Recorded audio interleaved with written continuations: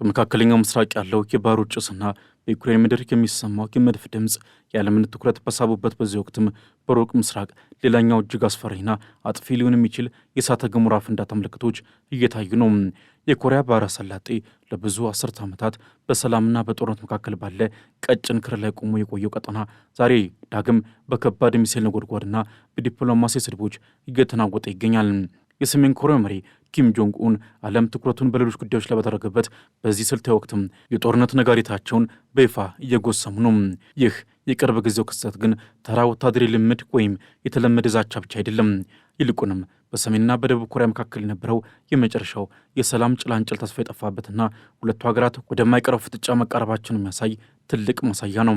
የሰሜን ኮሪያ መንግስት የደቡብ ኮሪያን የሰላምና የዲፕሎማሲ ጥሪ ውድቅ ማድረጉን ተከትሎ ዛሬ ረቡዕ በሁለት ዙር ተከታታይ የባለስቲክ ሚሳኤል ሙከራዎችን ማድረጉ ተሰምቷል።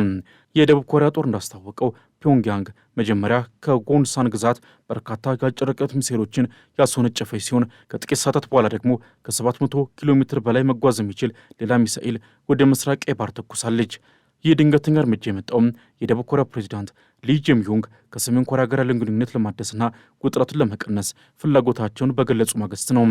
ይሁን እንጂ የሰሜን ኮሪያ ከፍተኛ ባለሥልጣናት የደቡብ ኮሪያን ጥረት የጅልነት አስተሳሰብ ነው ሲሉ ያጣጣሉ ሲሆን ደቡብ ኮሪያ አሁንም የሀገሪቱ ቁጥር አንድ ጠላት ሆና እንደምትቀጥል በይፋ አስታውቋል። ሰሜን ኮሪያ በትናንትናው ዕለትም 8 አጫጭር ርቀት ያላቸው የባለስቲክ ሚሳኤሎችን ወደ ጃፓን ባህር በማስወንጨፍ ወታደራዊ ኃይሏን ማሳየቷ ይታወሳል።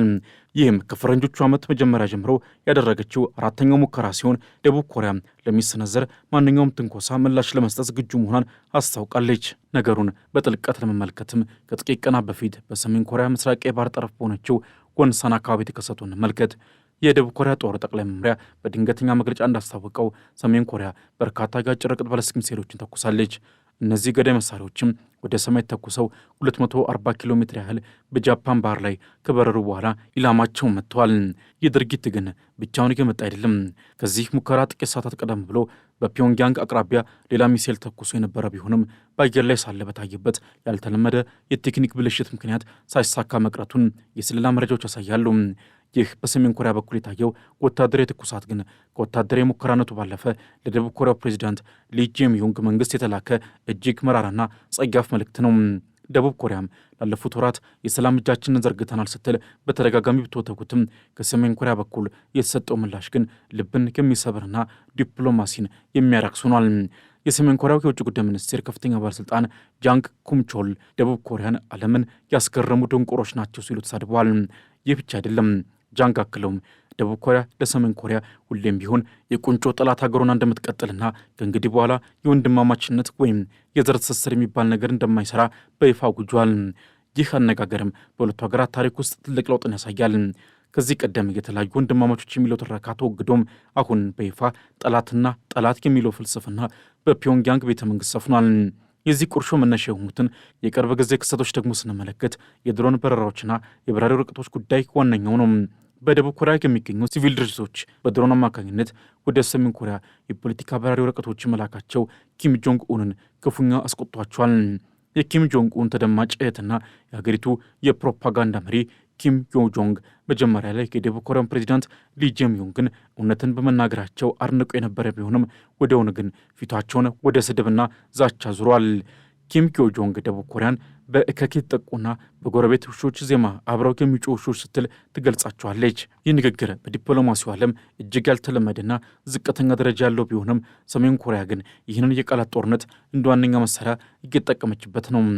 ለዚህ ሁሉ ጥረትና ጥላቻ መባባስ ዋነኛው የታሪክ ጠባሳም እንደ አውሮፓውያን አቆጣጠር በ2019 በቪየትናም መዲና ሃኖይ የተካሄደው የኪም ጆንግ ኡንና የዶናልድ ትራምፕ ስብሰባ ያለምንም ውጤት መበተኑ ነው።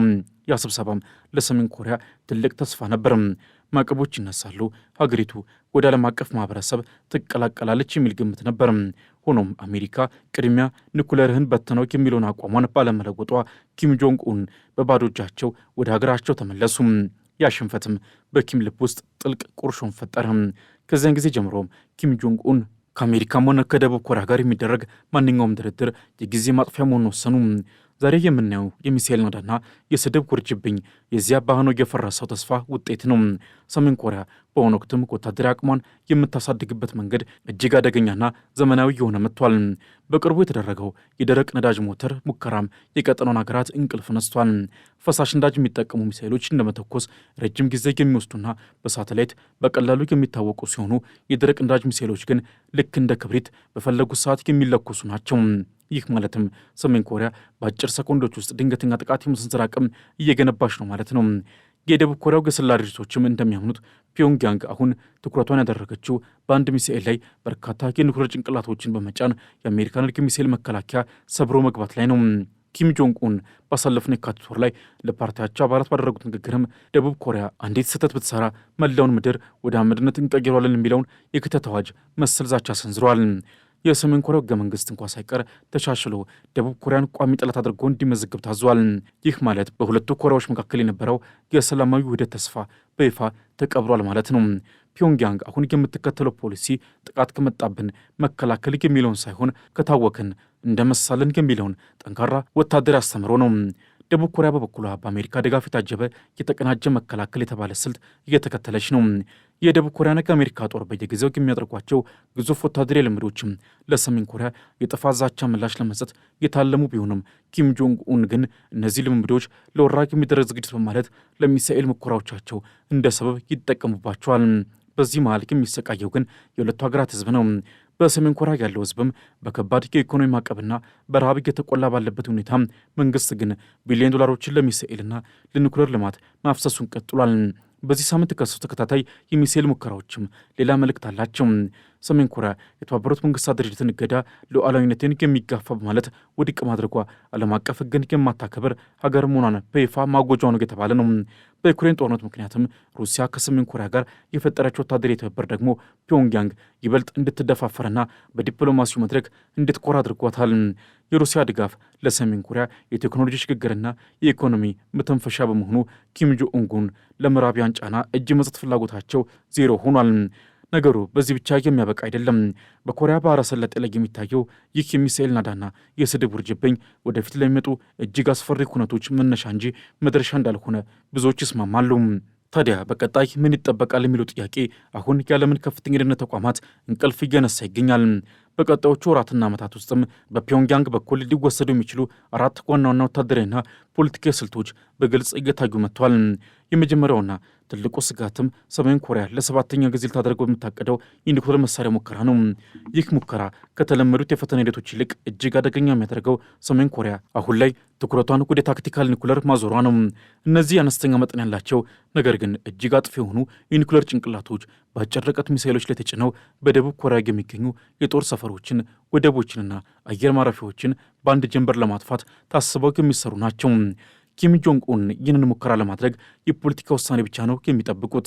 ይህ ሙከራ ከተከናወነ ቀጠናው ወደማይመለስበት የኒውክሌር ፍጥጫ ውስጥ ይገባል። አሜሪካና ደቡብ ኮሪያም ለዚህ የሚሰጡት ምላሽም ዓለምን ወደ 3ኛው ዓለም ጦርነት ሊገፋት ይችላል። ሁለተኛው የሚጠበቀው ትልቅ ለውጥም የሰሜን ኮሪያና የሩሲያ ወታደራዊ ጋብቻ ወደ አዲስ ምዕራፍ መሸጋገሩ ነው። በዩክሬን ጦርነት ምክንያትም ማዕቀብ የበዛባት ሩሲያ ከሰሜን ኮሪያ የምታገኘው ጥይትና ሚሳኤል እጅግ ወሳኝ ሆኖላታል። በምላሹ ደግሞ ፒዮንግያንግ ከሞስኮ የምትፈልገው ዘመናዊ የቴክኖሎጂ ሽግግርን ነው። በቀጣይ ሰሜን ኮሪያ የኒውክሌር ሰርጓጅ መርከቦችን ለመገንባት የጠፈር ስልተ ቀመሮችን ለማዘመንና የሚሳኤል መከላከያ ዘዴዎችን ለመቅሰም ከሩሲያ ጋር ያላትን ትብብር እንደምታጠናክር ይጠበቃል። ይህ ማለትም ሰሜን ኮሪያ ከዚህ ቀደም የነበረባትን የቴክኖሎጂ እጥረት በሩሲያ ድጋፍ ሞልታ በፓሲፊክ ውቅያኖስ ላይ የአሜሪካን የባህር ኃይል የበላይነት የምትገዳደርበት ጊዜ ሩቅ አይሆንም ማለት ነው። ሶስተኛውና ምናልባትም እጅግ አሳሳቢ ጉዳይ በኪም ጆንግ ኡን የተጀመረው የሁለት ሀገራት ፍልስፍና ወደ ተግባር መቀየሩ ነው። ኪም ጆንግ ኡን በቅርቡ ያደረጉት ህገ መንግስት የማሻሻያ ደቡብ ኮሪያን ከወንድማማችነት ወደ ቋሚ ጠላትነት ቀይረዋታል። በቀጣይ ምን ይጠበቃል ካልንም በሁለቱ ሀገራት ድንበር ላይ የነበሩ የመገናኛ መንገዶች፣ የባቡር ሀዲዶችና የጋራ ምልክቶች ሙሉ በሙሉ እንደሚፈርሱ ይጠበቃል። ይህ ማለት ደግሞ ሰሜን ኮሪያ በደቡብ ኮሪያ ላይ ጥቃት ለመሰንዘር የነበረባትን የሞራልና የታሪክ ተጠያቂነት ጭምብል አውልቃ ጥላለች ማለት ነው። በቀጣይም በባህር ጠረፎች ላይ ድንገተኛ የተኩስ ልውውጦች፣ የደቡብ ኮሪያን መርከቦች የመጥለፍ ሙከራዎችና በሳይበር ምህዳር የሚሰነዘሩ መጠነ ሰፊ ጥቃቶች በከፍተኛ ሁኔታ እንደሚጨምሩ ይገመታል። አራተኛውና በዲፕሎማሲው ረገድ ወሳኝ የሆነ ኩነትም ቀጣይ ሰሜን ኮሪያ ከአሜሪካ ጋር ያላት ግንኙነት ነው። ሆኖም የዛሬው ሰሜን ኮሪያ ከ2019 ሃኖይ ስብሰባ እጅግ የገዘፈ የኒውክሌር አቅም ስላላት የምታቀርበው የድርድር ዋጋ እጅግ ከፍተኛ ይሆናል። ሰሜን ኮሪያ ኒውክሌሯን እንደያዘች አሜሪካ ማዕቀቡ እንድታነሳላትና የጦር ሰፈሮቿን ከደቡብ ኮሪያ እንድታስወጣ እንደ ቅድመ ሁኔታ ልታቀርብ ትችላለች። ይህ ደግሞ በአሜሪካና በደቡብ ኮሪያ መካከል ያለውን የቆየ ጥምረት ሊያናጋ የሚችል ትልቅ የፖለቲካ ፈተና ይሆናል። በተጨማሪም በሀገር ውስጥ በኩልም የኪም ጆንግ ኡን ሴት ልጅ ጁ አይ ይበልጥ ወደ አደባባይ እንደምትወጣ ይጠበቃል። ይህ ለዓለም የሚሰጠው መልእክትም የሰሜን ኮሪያ የኒውክሌር ፕሮግራም የኪም ቤተሰብ ዘላለማዊ ውርስ መሆኑና በቀጣዩ ትውልድም ተጠናክሮ እንደሚቀጥል ነው። በኢኮኖሚ በኩል ደግሞ ሰሜን ኮሪያ ከቻይናና ከሩሲያ ጋር ያላትን የንግድ ልውውጥ በማስፋፋትም የምዕራቢያንን ማዕቀብ ዋጋ ቢስ ለማድረግ ጥራለች። የወደፊቱን ስንመለከትም በኮሪያ ባህረ ሰላጤ ያለው ውጥረት በማንኛውም ሰዓት ወደ ቀጥተኛ ግጭት ሊያመራ የሚችልበት ደረጃ ላይ ደርሷል። ኪም ዮ ጆንግ ደቡብ ኮሪያን ውሻ ብላ ስትሰድብ፣ የደቡብ ኮሪያ ባለሥልጣናት ደግሞ ይህ ትልቅ እድገት ነው ብለው በተስፋ መቁረጥ የሰጡት ምላሽም በሁለቱ ሀገራት መካከል ያለውን የሀሳብና የዲፕሎማሲ ገደል ያሳያል። አንዱ ሰላም ሲል ሌላኛው ባሩድ ይተኩሳል። አንዱ ድርድር ሲል ሌላኛው ስድብ ይመልሳል። ይህ አደገኛ ጨዋታም መጨረሻው ምን ሊሆን ይችላል የሚለው ጥያቄ የዓለምን መሪዎች በእጅጉ እያሳሰበ ይገኛል። በአጠቃላይ በቀጣይ በኮሪያ ባህረ ሰላጤ የምናየው የሰይፍ መሳል እንጂ የወይራ ዝንጣፊ አይሆንም። ሰሜን ኮሪያ ይበልጥ ዘመናዊ የሆኑ አህጉር አቋራጭ ሚሳኤሎችን በብዛት እያመረተች ደቡብ ኮሪያን በቃላትና በተግባር እያስፈራራች እንዲሁም ዓለም አቀፍ ማህበረሰብንም ችላ በማለት ጉዟን ትቀጥላለች። እያንዳንዱ የሚተኮስ ሚሳኤል፣ እያንዳንዱ የሚሰነዘር ስድብና እያንዳንዱ የሚደረግ ወታደራዊ ልምድም ቀጠናውን ወደ ታላቁ ፍንዳታ እያቀረበው ነው። ዓለም ለሁለቱ ኮሪያዎች ሰላም ብትጸልይም በፒዮንግያንግ ግንብ በስተጀርባ ያለው እውነታ ግን ለጦርነት ዝግጅት እንጂ ለሰላም ፋታ የሚሰጥ አይደለም። ወደፊት የሚመጡት ቀናትም የኮሪያን ብቻ ሳይሆን የመላው ዓለም ደህንነት የሚፈትኑ ወሳኝ ወቅቶች ይሆናሉ። ባጭሩ የኮሪያ ባህረ ሰላጤ ለዛሬ የቆሙ በታሪክ ያገኘናቸው እጅግ አስፈሪ ወቅቶች መካከል አንዱ ነው። የኪም ጆንግ ኡን ወታደራዊ ግትርነት፣ የኪም ዮ ጆንግ የቃላት ጥቃትና የደቡብ ኮሪያ ጠባጫሪ ድርጊት ቀጠናውን ወደ ከፋ ጦርነት እየገፋው ነው።